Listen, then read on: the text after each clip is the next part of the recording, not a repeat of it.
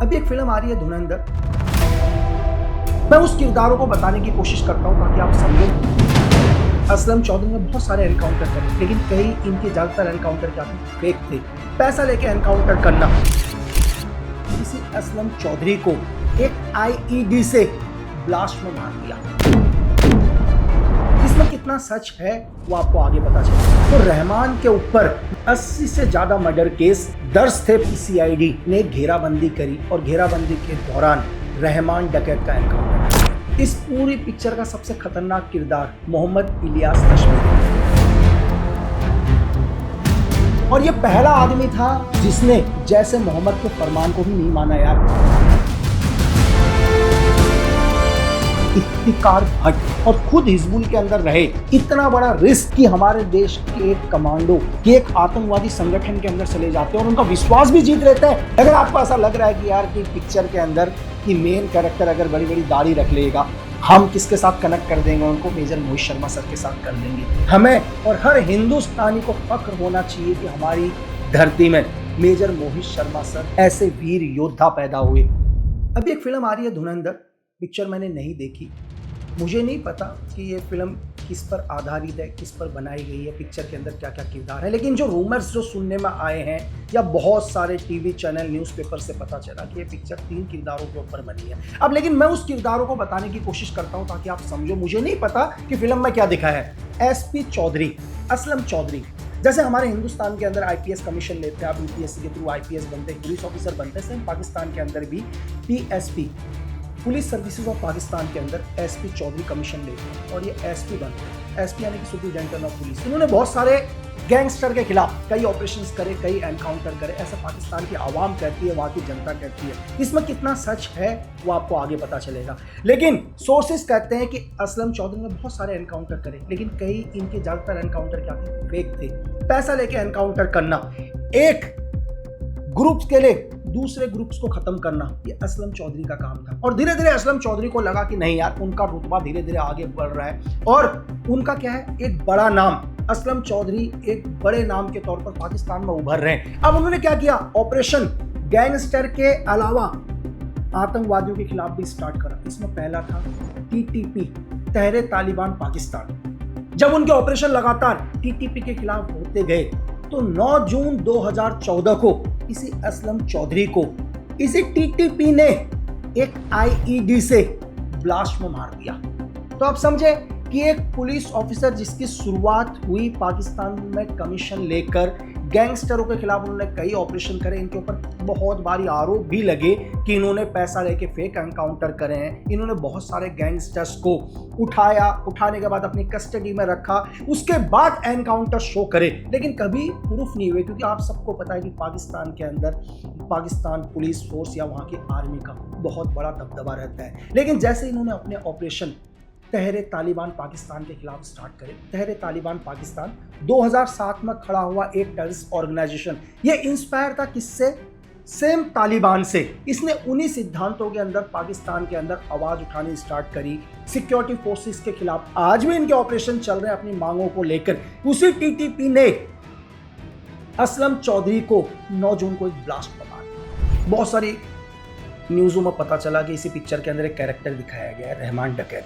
पूरा नाम अब्दुल रहमान बलोच। कराची का एक शहर है जहाँ पर दक्षिण के अंदर लिहरी एक जगह पड़ती है। वहाँ बहुत सारे समुदाय हैं, बलोच इलाका बहुत गरीब है। और जहाँ गरीबी होती है तो आपको पता है कि क्राइम वहीं से शुरू होता है, चाहे भूख के लिए हो, चाहे पैसे के लिए हो, किसी भी रूप में। कहते हैं कि दुनिया के अंदर गरीबी ऐसी है जो क्राइम की शुरुआत करती है और यहीं से शुरुआत होती है इसी रहमान की। रहमान ने धीरे धीरे क्या किया, इसी लहरी के अंदर अपना एक गैंग बनाया, बहुत सारे लोगों को अपने साथ जोड़ा, अपहरण, हत्याएं, वसूली, बहुत सारे केसेस इनके ऊपर लगे। लेकिन कई कराची के कई लोग या लहरी के कोई लोग या बलोच के बहुत सारे लोग इन्हें अपना हीरो भी मानते हैं। हमेशा वैसे रॉबिन हुड के जैसे अमीरों को लूटना, बड़े बड़े बिल्डर्स से पैसा वसूली करना और गरीबों को देना। तो सेम रहमान डकैत का भी क्या है, लोगों के प्रति, आम जनता के प्रति इनका क्या हुआ, बहुत मतलब पब्लिक इन्हें सपोर्ट करने लगी। और धीरे धीरे क्या है, इससे पाकिस्तान की पुलिस फोर्स को बहुत दिक्कत कि उन्हें लगा कि यार नहीं, ये नाम धीरे धीरे बढ़ रहा है, इस नाम को ख़त्म करना पड़ेगा। क्योंकि आपको पता है कि पाकिस्तान पहले ही एंटी बलोच है या वो बलोचों के अगेंस्ट हमेशा चलता है। तो रहमान के ऊपर मैं आपको बताऊं कि ऑफिशियली 80 से ज्यादा मर्डर केस दर्ज थे पाकिस्तान के अंदर।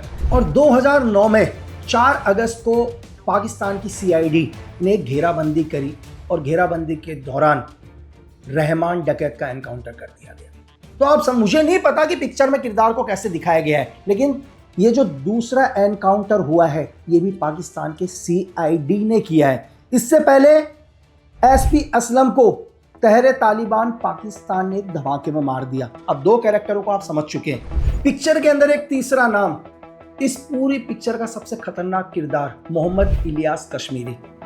यार 1980 के दशक में जब आपको सबको पता है कि यूएसएस वॉर चल रहा था, तो तभी इस मोहम्मद इलियास कश्मीरी का जन्म होता है। एक मुजाहिदीन के तौर पर इसने पहली बार क्या किया, युद्ध में भाग लिया अगेंस्ट किसके, यूएस के।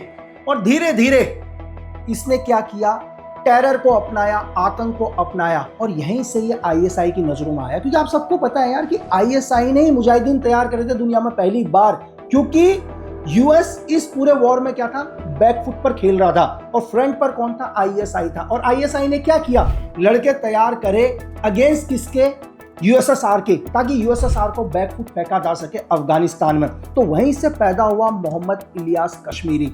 1964 में कोल्टी डिस्ट्रिक्ट में इसका जन्म हुआ, और मैंने आपको बोला कि आईएसआई के टच पर आया और आईएसआई के लिए काम करने लगा। लेकिन धीरे धीरे इसने अपना खुद का क्या किया, एक आतंकवादी संगठन खोला, और जिसको पहली बार नाम दिया ब्रिगेड 313, यानी कि ब्रिगेड 313। और ये वो ऑर्गेनाइजेशन था जो हरकत उल जिहाद से अलग हुआ, और ये पहला आदमी था जिसने जैसे मोहम्मद के फरमान को भी नहीं माना यार। और इससे पहली बार क्या हुआ, ये आईएसआई के रडार में आया, क्योंकि जैसे मोहम्मद को पूरा का पूरा क्या करता है, आईएसआई सपोर्ट करता है। और 2003 के अंदर इसने परवेज मुशर्रफ के ऊपर भी एक अटैक किया, जिस पर इसकी गिरफ्तारी भी हुई और बाद में ये छूट गया। आईएसआई की मदद से छूटा, क्योंकि आईएसआई को लगा कि कहीं ना कहीं क्या है, मोहम्मद इलियास कश्मीरी इनके काम का है। और उसने फिर अलकायदा ज्वाइन करी। अलकायदा ज्वाइन करने के बाद जैसे इसने अलकायदा ज्वाइन करी, ये यूएस का रडार में आया, और यूएस ने पहली बार इसको ग्लोबल टेररिस्ट घोषित किया। और यूएस ने हमेशा मोहम्मद इलियासी को आईएसआई से मांगा, और आईएसआई ने हमेशा नकारा कि कश्मीर इलियासी इनके टच में नहीं है। यहीं से आप आईएसआई का नेटवर्क समझ सकते हो यार। दुनिया की सबसे बड़ी एजेंसी में से एक सीआईए, जो दुनिया के एक बड़े ग्लोबल टेररिस्ट को ढूंढ रही है, और आईएसआई उसको किस हद तक बचा रही है। सोचो कि 2003 के आसपास सीआईए ने इसे ढूंढना शुरू किया। यार जो इसने संगठन बनाया था ना, हरकत उल जिहाद इस्लामी से हटकर, क्योंकि पहले तो खुद ही काम करता था ये, तो उसमें 313 नाम इसलिए था क्योंकि इसने स्टार्टिंग में ही 313 लड़के यानी कि लड़ाकू इस ब्रिगेड के साथ जोड़ दिए थे यार। इसके ऊपर कई आरोप है, जिसमें से कुछ मैं आपको बताऊं। इसने जनरल हेडक्वार्टर पाकिस्तान के अंदर एक हमला किया, वो इसके ऊपर आरोप है।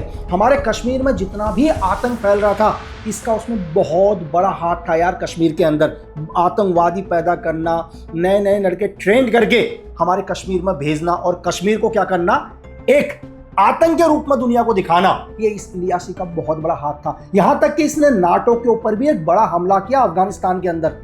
और अलकायदा के जितने भी बड़े ऑपरेशंस थे, इसने बहुत सारे ऑपरेशंस को लीड किया। तो यहीं से आप लगा सकते हैं कि किस लेवल का एक आतंकवादी था जिसे ग्लोबल आतंकवादी घोषित किया। और 2011 को सीआईए को एक बहुत इंपॉर्टेंट इंफॉर्मेशन मिलती है कि मोहम्मद इलियास कश्मीरी इस टाइम क्या है, वजीरिस्तान के अंदर है, और उसकी पक्की लोकेशन मिलती है, कंफर्म लोकेशन। तो अमेरिका अपने ड्रोन हमले में 3 जून 2011 को मोहम्मद इलियास कश्मीरी को एक हमले में मार देता है। उसके साथ 11 और आतंकवादी मारे जाते हैं। और कहीं ना कहीं बाद में पता चलता है कि ये इंफॉर्मेशन किसने दी थी, ये इंफॉर्मेशन खुद आईएसआई ने आउट करी थी। क्यों आउट करी थी? क्योंकि अब मोहम्मद इलियासी खुद अगेंस्ट आईएसआई के ऑपरेशन चलाने लग गया था। इसने आईएसआई के हेडक्वार्टर पर भी एक बड़े हमले की प्लानिंग करी, क्योंकि उससे पहले पाकिस्तान के जीएचक्यू पर हमला कर चुका था यार। अब आप समझ सकते हैं कि जब तक आईएसआई को उसकी जरूरत थी, आईएसआई ने इसको सेव किया। जैसे आईएसआई को लगा कि ये अब आईएसआई के लिए खतरा हो रहा है, तो उसने इंफॉर्मेशन सीआईए को दी और एक ड्रोन हमले में मार दिया यार इसको। तो इनडायरेक्ट तरीके से कहीं ना कहीं आईएसआई ने ही इसको मरवाया, किसका यूज करके, सीआईए का। आप कहानी के 3 कैरेक्टर को समझ चुके हो। एसपी चौधरी असलम, रहमान डकैत, मोहम्मद इलियास कश्मीरी।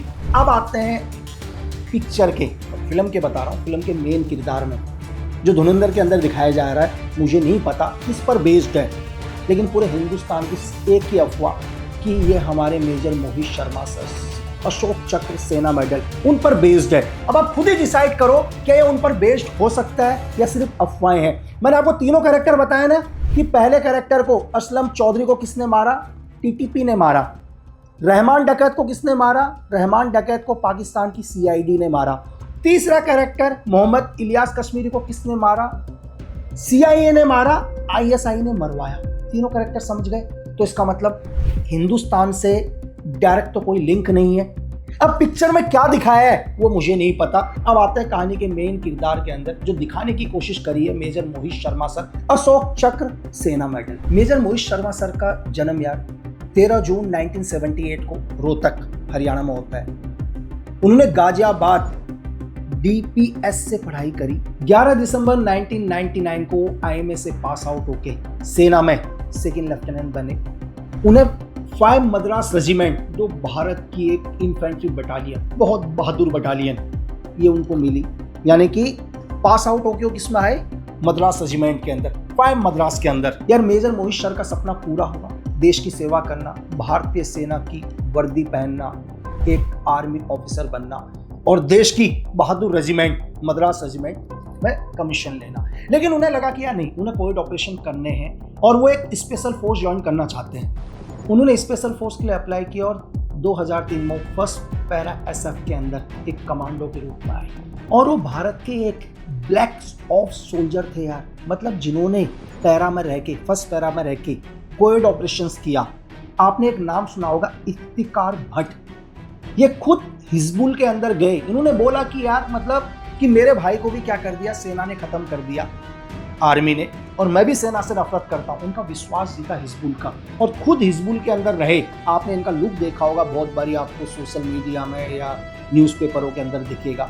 तो हिजबुल को इनके ऊपर ट्रस्ट हुआ और उन्होंने हिजबुल के कई आतंकवादी भी मारे यार। इतना बड़ा रिस्क कि हमारे देश के एक कमांडो, एक आर्मी ऑफिसर, सोचो कि एक आतंकवादी संगठन के अंदर चले जाते हैं और उनका विश्वास भी जीत लेते हैं, क्योंकि उन्हें आतंकवाद खत्म करना था, उन्हें हिजबुल खत्म करना था। और 21 मार्च 2009 को कुपवाड़ा के अंदर एक ऑपरेशन चल रहा था, जिस ऑपरेशन में मेजर मोहित शर्मा सर ने अपने साथियों की जान बचाने के लिए यार 4 आतंकवादियों को अकेला मारा और आतंकवादियों से लड़ते लड़ते सर्वोच्च बलिदान दिया, जिसके लिए भारत ने उन्हें अशोक चक्र से नवाजा यार।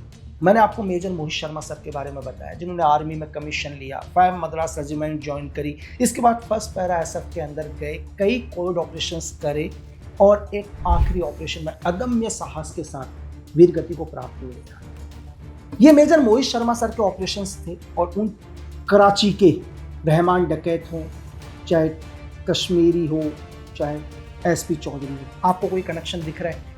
आप डिसाइड करो कि क्या ये मेजर मोहित शर्मा सर की बायोपिक है, उन पर बेस्ड है। अगर आपको ऐसा लग रहा है कि यार कि पिक्चर के अंदर कि मेन कैरेक्टर अगर बड़ी बड़ी दाढ़ी रख लेगा तो हम किसके साथ कनेक्ट कर देंगे उनको, मेजर मोहित शर्मा सर के साथ कर देंगे। लेकिन फिल्म के मेकर ने बोल दिया था, एक ट्वीट भी किया उन्होंने, आदित्य धार ने, कि नहीं, ये मेजर मोहित शर्मा सर की बायोपिक नहीं है, उन पर बेस्ड नहीं है। तो सिर्फ मेरा ये जानकारी आपको इसलिए देना था कि मैं आपको बताना चाह रहा था कि आप अफवाहों में मत आओ, क्योंकि कराची के गैंगस्टर या दुनिया का ग्लोबल टेररिस्ट या वहाँ का एसपी चौधरी, एक अलग कनेक्शन, हमारे देश के एक सोल्जर, इनका एक अलग कनेक्शन, इन दोनों को आपस में ना जोड़ा जाए। हाँ, भविष्य के अंदर मेजर मोहित शर्मा सर की बायोपिक आएगी, आप जरूर देखिएगा। हमें और हर हिंदुस्तानी को फख्र होना चाहिए कि हमारी धरती में मेजर मोहित शर्मा सर, अशोक चक्र सेना मेडल, ऐसे वीर योद्धा पैदा हुए। क्यों? क्योंकि देश प्रेम से बड़ा कोई धर्म नहीं। जय हिंद।